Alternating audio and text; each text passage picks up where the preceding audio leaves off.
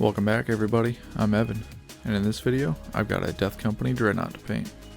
I have been really excited about this model, and I just want to make sure I get it done right. Death Company's always been one of my favorite units, and the Dreadnoughts are no exception. Starting out, Style Res Black Primer. On top of that, I'm going to start layering in some blue.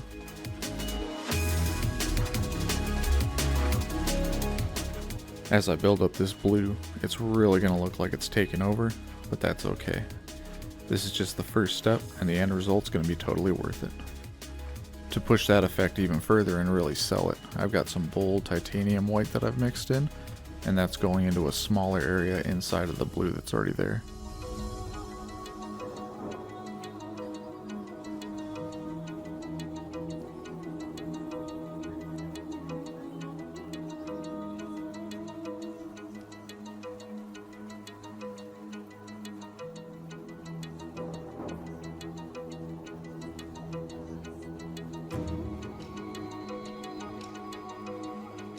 For all the red, we're going to start with burned red. On top of that, we're going to layer bold pyro red and orange.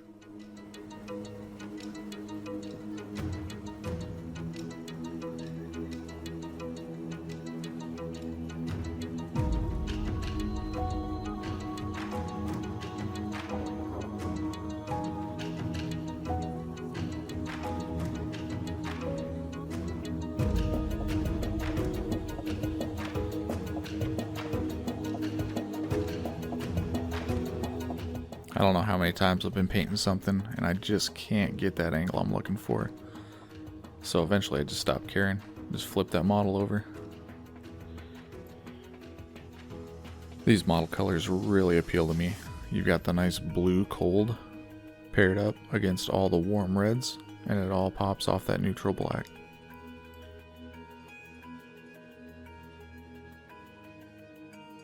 These Dreadnoughts are really a nice mix. They've got some really big open surfaces to play with, and they've also got some really good details.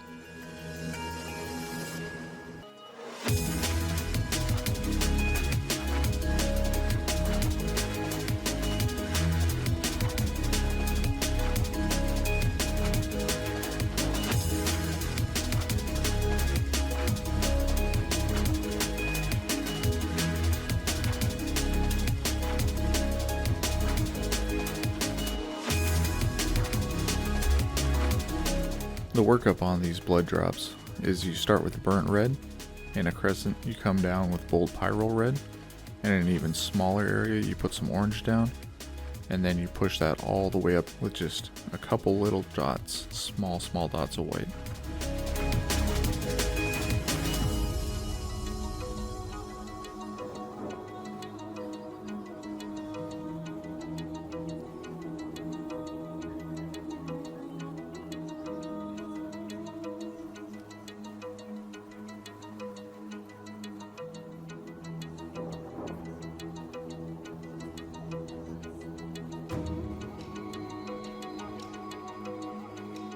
Time to move on to the skulls, the wings, and the banners.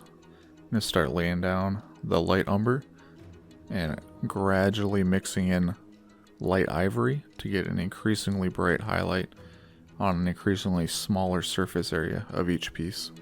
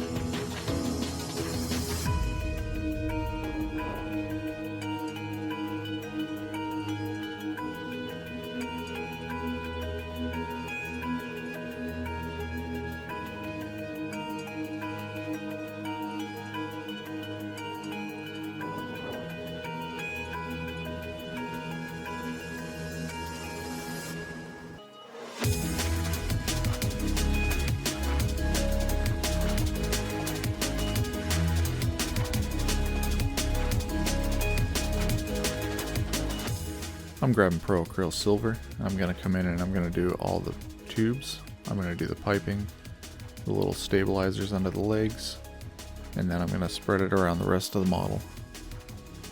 This doesn't have to be a science. The main purpose of this is just to build visual interest. If you see a large area that's all black, find something in the middle of it, make it silver. I grabbed this model off the shelf to paint up. I thought it would be a real quick 2-3 hour paint job. Turned out not to be. Took a little bit longer than that, but if this guy's been around for thousands of years in this metal sarcophagus, a couple hours is the least I can give him.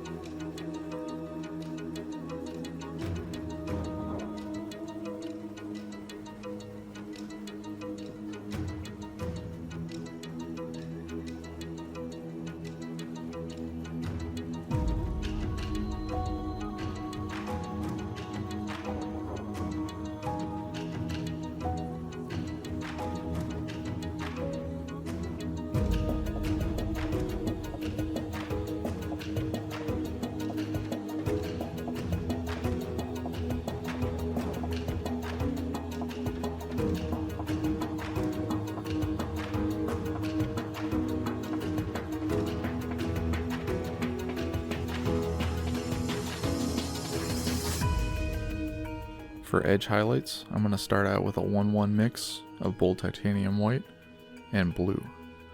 Then for the second highlight layer, I'm coming in with bold titanium white and hitting a smaller area, leaving some of that blue showing.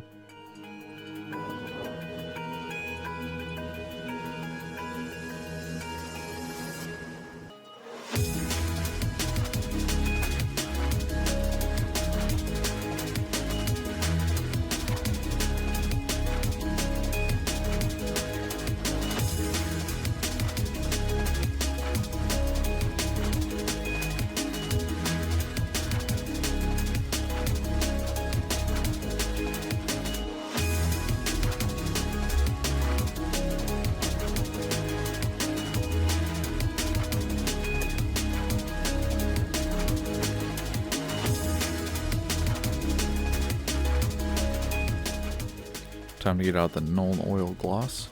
I'm going to put this on all the silver, and it's really going to give some definition to those parts.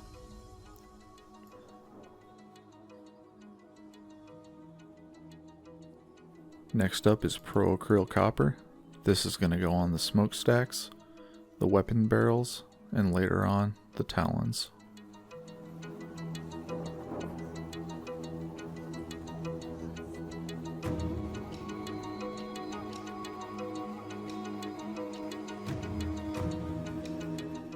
In order to give these weapons a really nice heat effect, I started out with a really thin orange, then I brought in some magenta, faded that into blue, and then put black on the very tips. A real quick cheat here to save that armor is just to grab masking tape and work it in between the barrels, the smokestacks, and the rest of the armor.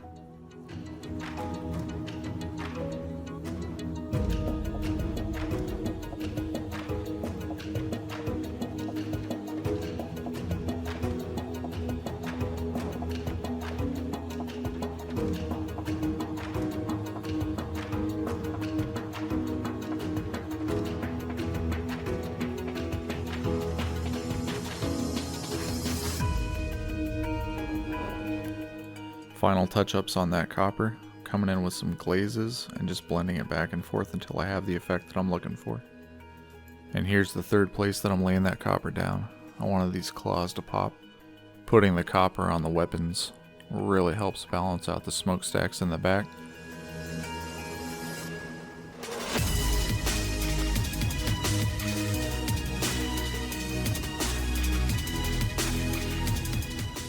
I'm going to grab my Pro Acryl Silver that I used earlier. I'm going to come in and edge highlight. I'm going to get the brush saturated, get the majority of the paint off the brush, and then run the edge of the brush along the edge of the weapons. It's going to give me the smoothest, cleanest line. And now that we got the talons painted, we got to come in and do the blood drops, same way we did the rest of them.